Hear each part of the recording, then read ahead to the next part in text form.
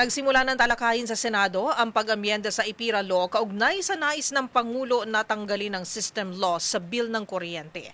Gate ni Senator Riza Hontiveros, bigo ang naturang batas na pababain ng singil ng kuryente at kailangan na itong repasuhin.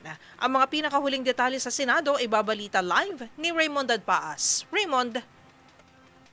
Miss Kay, pangakong napako ang pangakong pagbaba ng singil sa kuryente dala ng Electric Power Industry Reform Act o IPIRA Law. Ito ang inihayag ni Senador Riza Hontiveros sa pagdinig ng Senate Committee on Energy na pinamumunuan ni Senador Erwin Tulfo. Ayon kay Hontiveros, 25 taon na ang IPIRA Law ngunit hindi nakapaghatid ng murang kuryente sa halip ang Pilipinas ang may pinakamataas ngayon ng singil sa kuryente sa ASEAN.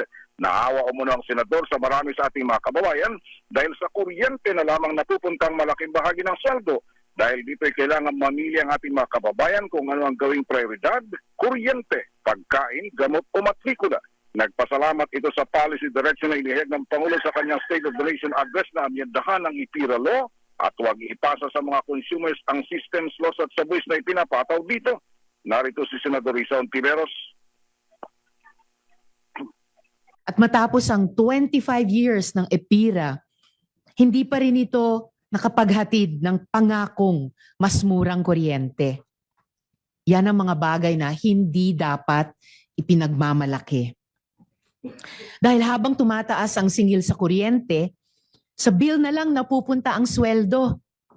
Dahil sa bill shock, maraming napipilitang mamili kung alin ang uunahin. Kuryente ba?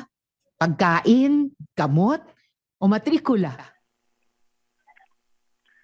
Sa panig ni Senador Amy Marcos ay tutuloy ito na gawing shock absorber ang mga electric cooperatives para lang magkaroon ng reforma sa systems laws.